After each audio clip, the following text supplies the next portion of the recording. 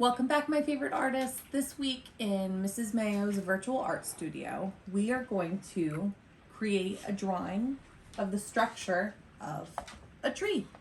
This is something I introduce every year in every grade and just expand on it differently depending on what grade you're in. So let's begin by talking about the structure of a tree. So as you know, in my art room, we talk a lot about drawing from observation. Now, this is not a real tree, but this is a great time of year to look out the window and observe the structure of a tree because the trees, for the most part, have now dropped most of their leaves, and you can really see that structure. So when drawing, I want you to begin by looking closely, right? So I guess that's not drawing, but observing. Remember, art and science are linked really closely, and just like a scientist would have to make observations, so does a skillful artist. So you make connections to the shapes and the lines. And the first thing we're familiar with is the trunk of a tree. And until I do this, I notice a lot of kids draw a tree almost like broccoli. I call them broccoli trees in the art room. Once I do this with you, I don't expect to see broccoli trees any longer because that's not what a tree truly looks like. And when I see children draw broccoli trees, they tend to make the trunk really big and then a poof on top, like a cloud almost shape on top of a trunk. Now I think we focus on the trunk because that's what's at our eye level. But I want all of you have a little homework this week to take a moment to really look at trees. And I think if you look closely, you'll notice in reality, the trunk is just a small portion and the branches actually make up most of the tree. Now, that can look like a big green poof when the leaves are on the trees, but right now they're not. So this is the time of year I always do this unit, the structure of a tree. We are going to begin by drawing the trunk. Just like with most things we do the largest pieces first and we do the smallest last. So we're going to draw this trunk, which is a cylinder, a 3D form, just like a shape, a cylinder. So start at the bottom of your paper and begin with the width of the trunk. And just like I often say in the art room, you're going to want to draw light until you've got it right. However, trees are not perfectly straight. There's really nothing you can do wrong with this. You can make it straight if you want and begin. So that's my tree trunk. Now I'm going to slowly make my tree trunk come up. And one line goes to the left and the other goes, oh, come on. There we go, to the right.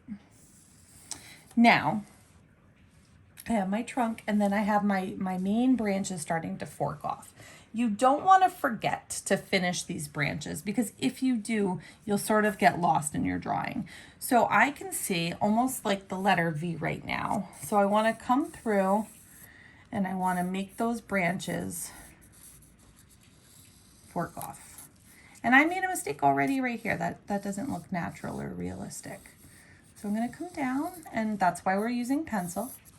So right now I have my trunk and I have two main branches. Now you can come through and add one in the middle if you want. You can come, I really think it's a good idea to have 5, almost like a hand. I've taught this explaining it like which fingers, I don't know. There's all different ways. But I have my main branches now. They can curve down. And I can't say enough, it'll really help if you do have a window view to look out and see the structure of a tree. Typically, I've taught this outside before. That's really my favorite way to do this. So if you are home working virtually, I really recommend you sit in front of a window where you can see a tree and really look closely. And if you have parent permission to go outside and draw under the tree, even better. When I used to teach at West Kingston, there's a nature classroom there, and we used to go out with clipboards and draw the structure of a tree. I miss that. So now I have 5 large branches. And typically, what I like to see is you come off and draw lines coming off. And think of the letter Y, which you're probably seeing right here, Or, like I pointed out, the letter V. Miss Roke, the art teacher at Broad Rock, taught me that, and it's really helpful. So you can see now I'm making the Y, but they don't always do that. Like I curved this one down here, so I'm just making a J, which I always think of because of my family. But you can have them go, or they make these totally wild free-form shapes. Vincent van Gogh did an amazing painting of an almond tree. That's one of my favorites. When you look closely, there's rich circles that would be as if a branch had come off. You could draw the lichen on your tree, the tree bark texture. But right now, our main big idea is really the structure of this tree. So you start with your trunk, you break it off into large branches, and then you make your way down. And I always say you need to have at least 15 to 20 branches minimum. Now, do you think you could ever count all the branches on a tree? Absolutely not. So you want to kind of take up your whole paper and make sure you have the largest branches. Now you can see I'm coming down to some medium-sized branches, and you want to come all the way to small, teeny tiny twigs. And that's what's gonna really make your drawing look real. The other thing that happens if you look out, and you can see the branches are coming off of branches, is trees branches overlap, just like we talk about trees in the forest overlap when we're doing a landscape drawing. So what that means is one goes over the other. So you can see I did this branch first, and now I'm drawing this other branch behind it.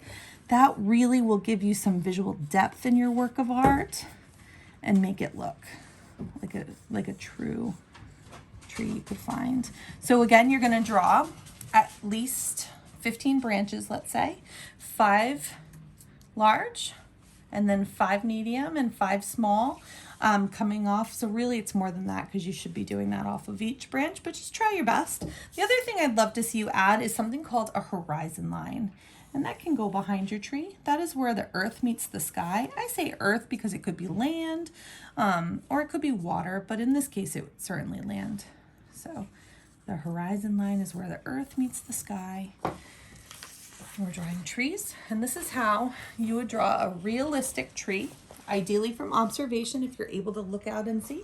If not, you start with the trunk and then break it off into those branches. I can't wait to see what you create. Again, drawing the structure of a tree. Be well, folks.